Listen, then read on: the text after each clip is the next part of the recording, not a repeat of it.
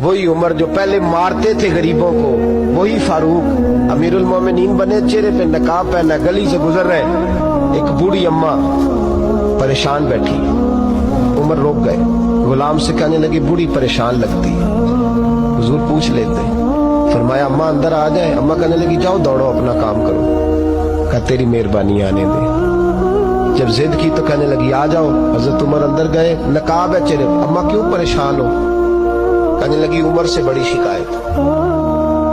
کیا ہوا؟ کہنے لگی بوڑھی بھی ہوں، بیوہ بھی ہوں، بے اولاد بھی ہوں، 25 دینار کا قرضہ چڑھ گیا، 3 دن ہو گئے روٹی نہیں کھائی، عمر امیر المومنین ہے، اس نے میرا حال ہی نہیں پوچھا۔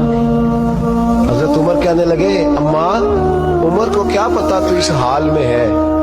تو مدینے کی وہ بوڑھی عورت بھی جانتی تھی کہ جمہوریت کیا ہوتی ہے، جمہوریت کیا ہوتی ہے۔ اماں عمر کو کیا پتا کہ تو اس حال میں ہے؟ تو وہ اماں بولی، کہنے لگی کیا کہا تم نے؟ عمر کو پتا نہیں؟ تو عمر کو جا کے میرا پیغام دے دو کہ حکومت چھوڑ دے، اس کے حوالے کرے جو غریبوں کا پتہ رکھ سکتا ہے، نہ ادھر ادھر کی تو بات کر، یہ بتا کہ قافلہ کیوں لٹا؟ مجھے رہزنوں سے غرض نہیں، تیری رہبری کا سوال ہے۔ تو بہانہ کر کے سائیڈ پہ ہو گیا، بول، تو پتہ رکھ نہیں سکتا تو کیوں حکومت کرتا ہے؟ آپ کے غلام کہتے عمر دوڑ لگا کے باہر نکلے، کھانا پکا پکایا گھر سے لائے، 25 دینار بھی لائے، 2 بوریاں اناج کی کندھوں پہ رکھ لی۔ غلام کہنے لگا حضور مجھے دے دیں، فرمایا وعدہ کر قیامت کے دن بھی میرا بوجھ اٹھائے گا؟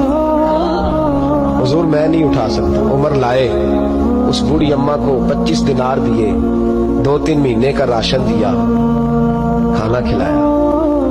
یہاں تو جس کا 200-400 ووٹ ہو اسے ہے کوئی سردار چودھری پوچھ لے، غریبوں کو کون پوچھتا ہے؟ لیکن جب میلاد کا انقلاب آتا ہے پھر غریبوں کی عزت بڑھتی ہے۔ حضرت عمر اماں کے پیروں میں بیٹھ گئے، کہنے لگے اماں چل عمر کو میری خاطر معاف کر دے۔ اماں نے ایک لفظ کہا تو آپ کے غلام کہتے ہیں عمر کو اتنا روتے کبھی نہیں دیکھا جتنا عمر آج روئے۔ اماں کہنے لگی میں کوئی نہیں معاف کروں گی، میں تو بوڑھی ہوں، کسی وقت بھی بلاوا آئے گا، جب میں مروں گی نا نبی پاک میری قبر میں آئیں گے تو میں عمر کی شکایت لگاؤں گی، میں کہوں گی محبوبہ میں غریب نہیں، مجبور پریشان، آپ نے اس کی ڈیوٹی لگائی تھی، اس نے میرا حال نہیں پوچھا۔ آپ کے غلام کہتے ہیں عمر اس طرح روتے جیسے بچہ بلک کے روتا۔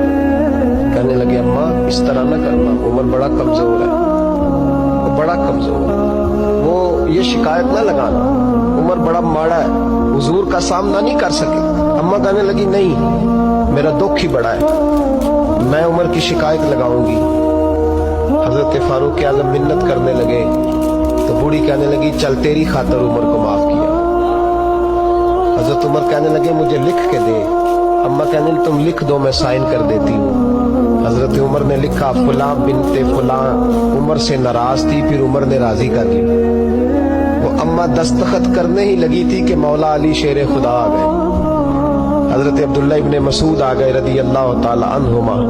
اندر آتے ہی کہنے لگے عمر یہاں کھڑے ہو، میں سارے مدینے میں ڈھونڈ آیا ہوں، وہ ملک شام کے کچھ سفیر ملنے آئے۔ اماں فٹافٹ اٹھ گئی، ہائے یہ عمر تھا، عمر کے سامنے کہتی رہی۔ فاروق اعظم کہنے لگے نا اماں تو وعدے پہ قائم رہے، تو نے جو کیا ٹھیک کیا، سائن کر۔ اماں نے دستخط کیے تو حضرت عمر حضرت مولا علی شیر خدا کرم اللہ تعالی وجہ الکریم کو خط دے کے کہنے لگے علی گواہ کے سائن آپ بھی کر دو، عبداللہ بطور گواہ تم بھی دستخط کر دو۔ جب سائن کر دیے تو حضرت عمر نے رکا لپیٹا اور حضرت علی کو دے کے کہنے لگے علی مجھے امید ہے میں تم سے پہلے دنیا سے چلا جاؤں، جب میں مر جاؤں تو یہ رکا میرے کفن میں رکھ دینا۔